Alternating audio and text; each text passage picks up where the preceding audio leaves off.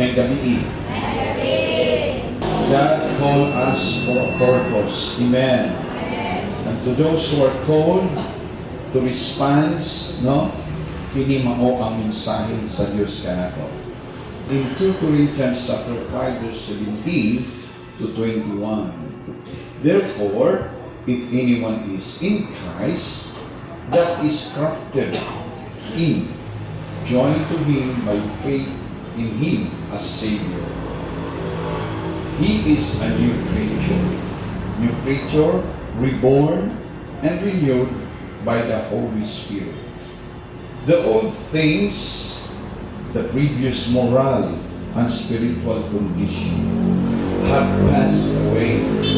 Behold, new things have come, because spiritual awakening brings a new life. But all these things are from God, who reconciled us to Himself through Christ, making us acceptable to Him, and gave us the ministry of reconciliation, so that by our examples we might bring others to Him. That is, that God was in Christ reconciling the world to Himself, not counting people's sins against them, but canceling them. And He has committed to us the message of reconciliation, that is restoration to favor with God. Verse 20. So we are ambassadors of Christ. Again, this is what God called us to do. We are ambassadors of Christ. Everybody, we are ambassadors of Christ. As though God were making His appeal to us, we, as Christ representatives, plead with you on behalf of Christ to be reconciled to God. He made Christ, who knew no sin, to judicially be seen in our behalf, so that in Him we would become the righteousness of God. That is, we would be made acceptable to Him and placed in the right relationship with Him by His gracious, loving kindness. Kay bisan kinsa nga naghiusa kang Kristo, pagmuna siyang binuha, ang daan ni Agina, ang pagko niabot na. Gibuhat sa Diyos kining tanan, o siya usab ang nagpasiuli kanato ngadto kaniya agi kang Kristo, o gihatagan kita niya sa buluhaton sa pagpasiuli sa uban ngadto kaniya.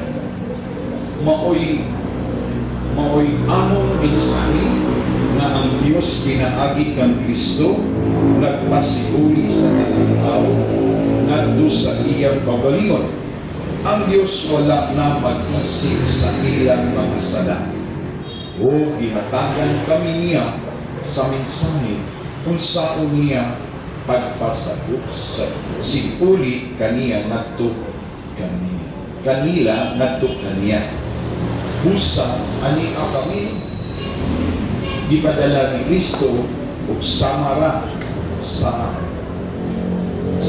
na ang Dios gayon ang nagyupo kaninyo pinaagi kanamo sa ngalan ni Kristo. Naghangyo kami kaninyo nga makikuli kamo sa Dios. Walay sala si Kristo apan pamakasala siya sa Dios aron kita sa atong pagkahius sa kaniya makabatun sa pagkamatarong sa Diyos. Hindi mao ang pulong sa Diyos. Sa iyong kinabuhi, makita manuman. Because gining lamang ta. Wata kay baw. Ha? Kining imong pag-attend dinhi No? Sa unang bahin, attender ka. Sa kanunay nimong tambong, ha? Citizens of Christ na ka. Ug karon gitahasan ta, ambassador.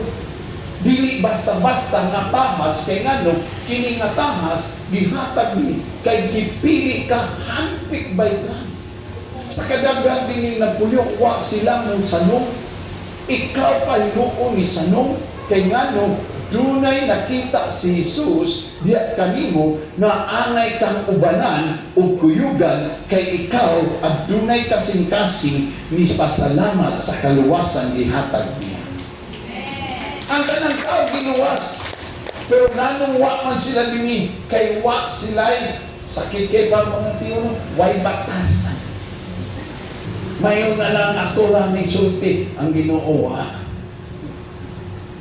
Ang Ginoo di mo yung anong kaway batasan. Kang brother di ba wala kay utang na loob. Dito boss, ibugti na yung anak niya karon di pa ka. Unya, ikaw pag yun, kung doon na kay problema, ikaw mudangog sa Diyos.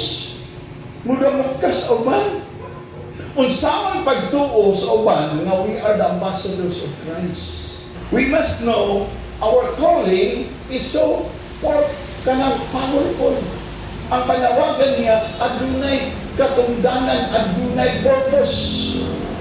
Ang purpose na to save the whole world. Ikaw akong pangutanon, gusto ba ka ikaw ra ang maluwas sa pamilya? Naguol, yun ka. Pero nga di man nato mada ang pamilya, kay naa sila nakita, mawa pa magbago ka na to. Sakit kay pamalandungon kay ngano, kanunay kang nanambog, kanunay kang naminaw, pero kanunay pagyapot ang kulang sa pagtuo. How can be an affected ambassador of Christ? Huwag ka sa pagtuo. Number one criteria of ambassador are believers of Christ. You believe in the Word of God. You do the Word of God. Kaya ano si Paul ingon, we are not only hearer of the Word of God, we are doers of the Word of God. Atong pagpaminaw, atong buhaton. Kay diha sa pagbuhat, nagpakita ka na atay pagtuog, pagsalig kaniya. Ambassador ko sa mga tao na naiutang. Brother man, yung money din, alam, magbantay mo kay mangutang yun. Ang utang yun na sige ka, ambassador ko para sa utang. Daragi na mo mangutang. Kaya kaniya ito, unipon ko na. I can say now, why? I experienced the abundance of God. So, wapa ko mo ani, nakita na nako, dunay dagong. Kunya kasagaran, kung dunay dagong, kita kanina, kung nakakita ka dagong, mutong mapabaka ka. But if you are believers of Christ, no, ang atong nakita, ang abunda sa iyang ibunda, inigbunda ka na, sagana kayo. Naasin mo pagtuo, kung ito ka, makulangan ka, mahilangan ka, nahitabo ka imong ituuan. So ang pulo sa Diyos, kung abot ka nimo, is like a rain. Bason ka, punon ka, mapuno ka, ano man, para dunay kapuslanan ang Diyos, kay gusto siya, abunda siyang muhatag o grasya kanimo. If you want to live abundant life, stop following. Ma-order, undangan na panguta. Suwayin ninyo, hugti ang saan sa Diyos. Makita nimo, magmalinaw ka. Ang imong mga pag-ampo, dili na Lord, ganun sa aming kabayad, Lord, huwag may pangbayad, Lord, maura din imong pag-ampo. Pero imong pag-ampo, lahi na. Lord, salamat. Puro nakapasalamat. Puro nakapagdahig. Ano naman? Kay ang imong mga panginanglan, gi-provide na ni El Shaddai. I call you to be an ambassador and I will provide all the things you needed. No need to worry. Mapitalingon si Jesus. Don't worry.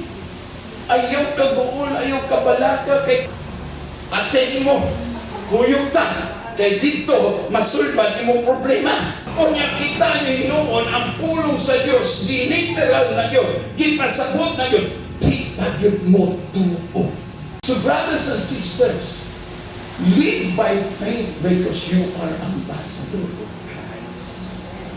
Imong barog karon, nagbarog ka, gumikan si Kristo, naguban ka. Imong kinabuhi na diya uban kang Kristo. Imong kaon, imong pagkaon, di ka na sa Dios. Di na ka mag-antos, di na ka magkalisod-lisod nano, provided ka sa tanan nimong panginanglan. God, El Shaddai, Jesus, and the Holy Spirit, and all the angels are living. And God said to us, no, ambassador ka, timani ini, at ko mag-andam po imong gawa. You have a place in God's heaven. Pwede panambuhaman ka. Kinini mong gipoy-an, temporary lang. Ang permanente ni mo to, anito? Ang kasing-kasing ni mo na puno sa akong saan. Di ka biyano pasagdan na ako'y Bible na nasunog ang kabo. Pero inside of the kabo, masunog. Only the kabo na nasunog, pero the Word of God never has born out. I keep it as a memory of my faith to the Word of God. God is so faithful. God will promise. God will fulfill His promise. You are representing the Most High, the King of Kings and the Lord of Lords. Offer your life as a living sacrifice, pleasing to God. I-offer ni mo ang the best ni mo. Representing the King of Kings and the Lord of Lords. Fasting means waiting. What lang? If you wait, abunda na mangigsuon. Di ka mahutdan, mamahin pa ka, mangimbitar pa ka. Kaya nga no, daghan ka answered prayer. We have the authority. Gikan sa Diyos. Jesus gave His followers authority to act in His name. You can ask anything in my name. God give us authority. Ikaw may tagiya. So, imong hatagan og otoridad. Katungod sa Bisaya, muingon ka, gusto ka, sige, panguha. Kutod sa imong punghaon, imong di na siya manguha kung wani mo tuguti. Kita usab gitugutan. Pero ang gitugot sa Dios kanatong una ang mga pagsulay una. Pero dili na to dawaton. Kay dili tani gusto ako na di Kristiyano ko Lord, di na ko ana mga pagsulay. But God has given you a test so that you will be entrusted to the authority. Before authority has given to you, tested ka. When you are passed to the testing, then God gives you the authority. And on earth has been given to me, na ani Jesus, go therefore and make disciples of all nations, baptize them in the name of Jesus and the Father and the Son and the Holy Spirit. Teach them to obey everything I commanded you, and surely I am with you always to the every end of the age. Di kabiyaan sa Diyos. Nihatag sa authority, ikaw ba siya? Nihatag sa katundanan sa ngalan niya, imong palayason ang dautang Espiritu. Kung nagkasuyaan ka ni Satanas, kay ang authority niya not comes from heaven. Mo nang iningingon ni Jesus name, mabungol, managan, magkadapa-dapa na siya. Sa imong pag-ampo sa imong lugar, nakakastaliwala nila, muampo ka sa kalinaw sa ilang problema. The work of ambassador, letting others come to Jesus.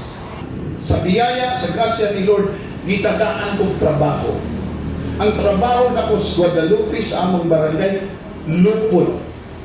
Mas maayo kang lupon ka, kung ano, maampuon ka. Kunya ako lang siya ni Craig. Kunya niabot si ni Sumpong. Ningon sa komedyante sa kapitan, halika, kung saan itong imong ihusay ni Sumpong man ako, nahadlok sa itong sa kay Sumpong ay. Isumbong na ko. Di ka bagay na katawa si Kapitan Michael. Kapon sa naiiring isumbong. Iampuan ko mo nino. Kung araban, nagtigitugon sila sa Ginoo. Nagpasalamat na ko. Praise the Lord. Kulbaan ko na. Siya mismo, na naghatag ng authority, tinako malupon, proud sa siya, ningon siya, oh, asa mo makakita lupon? Nga munana, oh. Proud din siya. Now, you are ambassador of Christ. Ibaw ka sa problema, ikaw ang mudala sa problema dito ni Kristo. It is hard. It is difficult. But Lord, you have seen my heart that you are calling to me. You know what is in my heart, Lord God, is the heart of humble to obey and to follow. Thank you, Lord, for the message tonight that you are awakening us. Ug kami will stand in the favor of you, Jesus. You give us authority, you give us the source to reconcile others, and you power to action. Lord, salamat kayo sa inyong grasya. Dili na mo kapakyason. Dili na mo ikaulaw nga mo share me sa Word of God. Dili na mo ikaulaw nga mo share me sa among blessing. Kay ang blessing comes only when we have faith and trust to the source. Dili ni mo buhusan kay naapay suot ang among sudlanan. Pero kung nabasiyo na ni, imong kami sudlan. Siksik-ligli ko na. Salamat Ginoo, karong gabi una, we are the ambassador in Lawaan. And we will proclaim the message of Christ Jesus. In the name of the Father, and the Son, and the Holy Spirit, Amen.